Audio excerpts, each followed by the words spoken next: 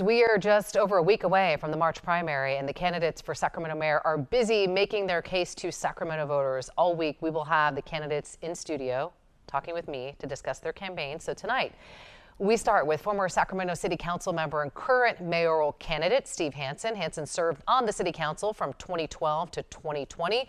He lost his seat in 2020 to current District 4 City Council member Katie Valenzuela.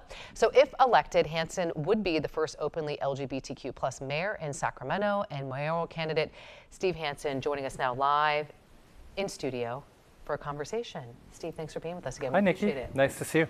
Okay, so I want to start this conversation with the biggest issue, and you're not going to be surprised about this because I know homelessness. Yeah. It's what our polling tells us. It's what people tell us. And look, I get your mailers. I see your ads on TV. I see all the candidates' ads on TV, and everything. Does that mean you're voting for me? That's broad strokes, okay? Yeah. But people want this addressed ASAP. It's easier said than done because we did not get here overnight. So what is something specific, even if it's small in your eyes, that you could do if you are elected mayor of Sacramento that would make a difference visually for the people of Sacramento, to where they go, okay, the city's actually doing something about this? So first, as a kid, I was homeless on and off. So when I ran for city council in 2012, I made homelessness part of my plan. And when I was in office, I was the first person to create a program at the city. We didn't have one staff person until I was there, and created the program Common Sense that would help coordinate on homelessness. Homelessness is a city priority, it's a county mandate, it's a state obligation, a federal obligation. We all have to work together. But I created shelter beds, I built bathrooms, but I didn't tolerate camping in the streets. I didn't allow people to hurt each other or steal from each other. And I think the first thing we need to do is really just reassert that the city is going to make sure our neighborhoods are safe, that response times are appropriate, and that if somebody needs help, we're going to try to help them with whatever resources we have. We also are going to have people follow the rules. That's why I talk about being compassionate but firm.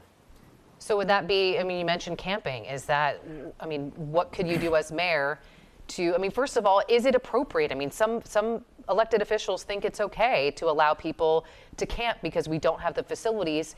Do you think that's okay? No, I don't think we should allow encampments in our parks, near our schools, and our neighborhoods. And so a tent isn't a home, and we have an obligation to get people off the streets and into housing. They may not take that help, but we need to ensure that they aren't hurting other people and making our neighborhoods less livable.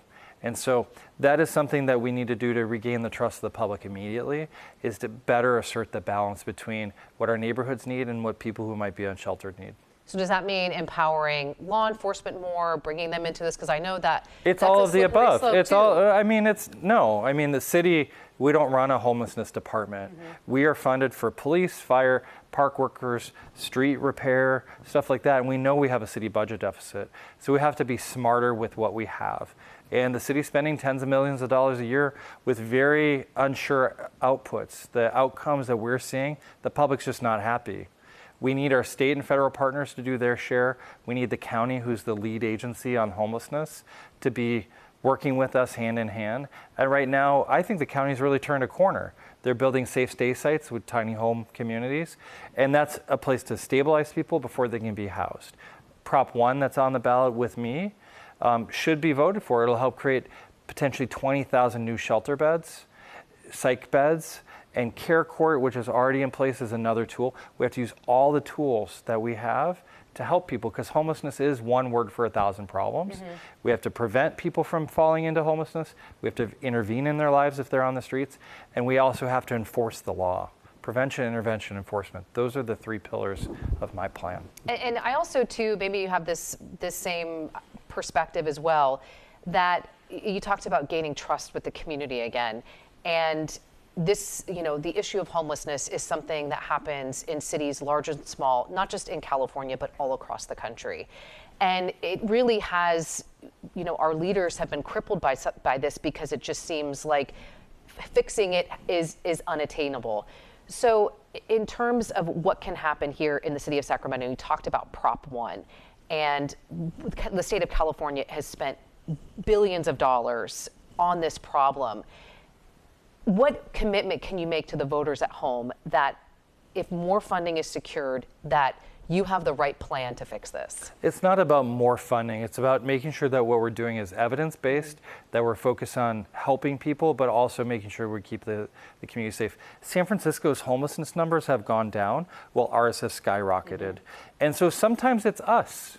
And in the capital community, I think we get really caught up in our own ideas, but we have to remember to always look at the data and evidence.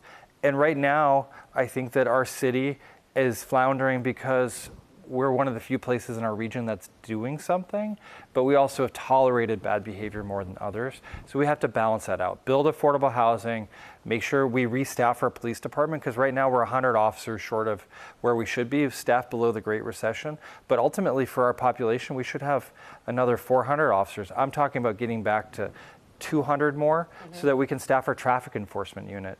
Just right outside, I couldn't even get here because there was a car accident right outside the studio. And I think the community wants safe parks, safe streets. They want to know we're helping people, but they also want to know their tax dollars are being well used. And that's not something people feel right now. And so you bring up the issue of safety too, and you mentioned San Francisco, so I want to ask you this too, because Mayor London Breed and Mayor Matt Mahan and also Todd Gloria of San Diego have signed on to this effort to crack down on this theft that's been sort of running rampant across the state of California, and it involves reforming Prop 47. Would you, if you were elected mayor, would you join those Democratic mayors in supporting an effort like this? I think the effort to reform Prop 47 is really important. Sheriff Cooper's really led the way as well as those other mayors, and I think Prop 47 needs to be reformed. I'm still learning about this particular ballot measure, and as I look at it and hear these stories, see just with my own eyes, the Midtown Target, I was there while people were carrying stuff out of the store, and I called the police department and asked, what is going on? Well, we can't do anything. I don't accept an attitude if we can't do something. We can always do something to make it better. And the reform to Prop 47 seems like a smart path. I just need to learn a little bit more. I'm focused on the next 7-8 days of this campaign, and then we'll have 8 months to a runoff. And so I want to ask you too, obviously we don't have a strong mayor here in Sacramento. You have to work with members of the council that might not share the same ideology as you. How do you bridge something like that? Well, I don't think we necessarily need a strong mayor to get stuff done. We have to work together. We have to build community. I'll be a very tall mayor. It's a little bit different. But I was very successful as a council member at getting things like the Museum of Science and Curiosity done, or building housing, or brokering the deal to build the Aquatic Center in Natomas, because I worked with other people. And in my whole life, because I come from nothing, I've had to work with other people. I could never just tell somebody what to do. Building a small business, raising a family, rarely can you point at somebody and tell them what to do. You have to ask them to do it, you have to work with them, and that's exactly how I'm going to be mayor. All right, so we have a few seconds left in this interview, and I noticed that you have your I voted sticker on right now, and we were having a conversation before this segment in the commercial break, how you were at a voting center, and as we're seeing things right now, voter turnout is very, very low.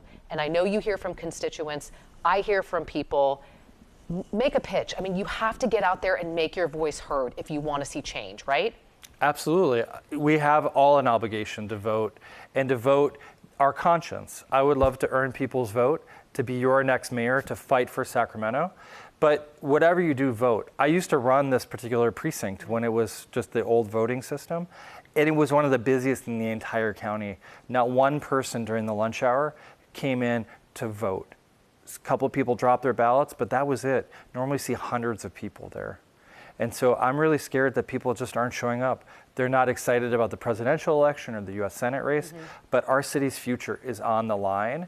And I'll look at your audience right now and say, please don't sit on your ballot. Make a vote. There is no room for atheism in this race. You have to pick a side so that our city can get back on track. You're the closest to the people. If you don't believe that, go to a city council meeting. I always say, being a mayor is a lot like being a dad, and right. I clean up messes, people yell at me. Right. It's okay. You're the closest to the people. All right, candidate for mayor, Steve Hansen, we always appreciate you coming in and sharing your ideas and your perspective to the city. Good luck out there on the campaign. Thank you, trails. Nikki. We have, almost less than a week. 7 days to go. All right, Let's get have out fun. there and vote. Thanks so much, Steve.